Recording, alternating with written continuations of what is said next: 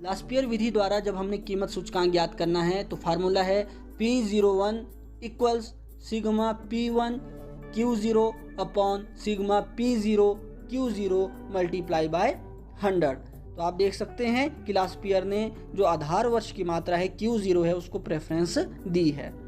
Pasteur विधि का formula है P01 equals sigma P1 Q1 upon sigma P0 Q1 multiply by 100। तो Pasteur ने चालू वर्ष की मात्रा को प्रेफरेंस दी है, बाकी तो वही है, सिग्मा P1 और सिग्मा P0 तो वही है, बस Q1 उसने किया है।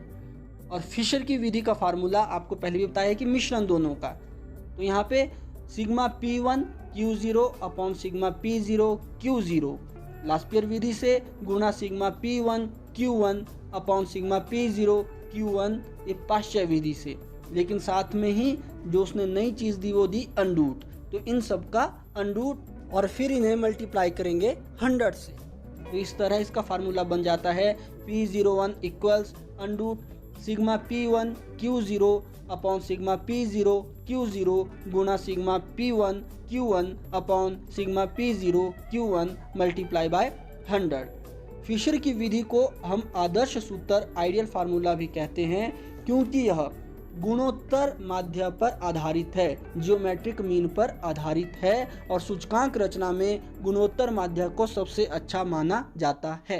अब हम 3 विधियों को एक एग्जाम्पल के द्वारा ही कर लेते हैं। हमारे पास 5 मदें दी गई हैं। आधार वर्ष 2004 है जिसकी कीमत और मात्रा दी गई है।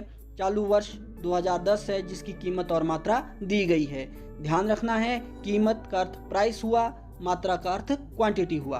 तो आधार वर्ष की जो कीमत है वो P0 और मात्रा Q0 कहलाएगी। चालू वर्ष की कीमत P1 और मात्रा Q1 कहलाएगी। अब जो विधि आपको पूछी गई है आपने उसी के अनुसार कैलकुलेशन करनी है। हम तीनों विधियां ले रहे हैं, तो हमें यहाँ पे P0 Q0 फिर उसका जोड़ सिग्मा P0 Q0, उसी तरह से P0 Q1 फिर उसका जोड़ सिग्मा P0 Q1, और वैसे ही P1 Q0 उसका जोड़ सिग्मा P1 Q0 और P1 Q1 उसका एग्रीगेट सिग्मा P1 Q1 ज्ञात करना है।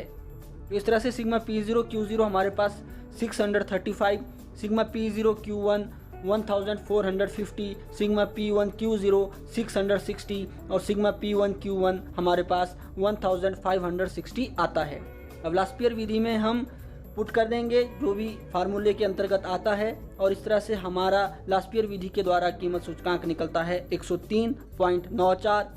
पाश्चर विधि में वैल्यूज़ को पुट करने पर हमारे पास कीमत सूचकांक आता है 107.59, और फिशर विधि के अंतर्गत जो कैलकुलेशन करने पर हमारे पास कीमत सूचकांक आता है 105। तो ये थी भारित समूहीकरण विधि के अंतर्गत लास्पियर विधि, पाश्चर विधि और फिशर विधि। आपने इन विधियों की अच्छे से प्रैक्टिस करनी है।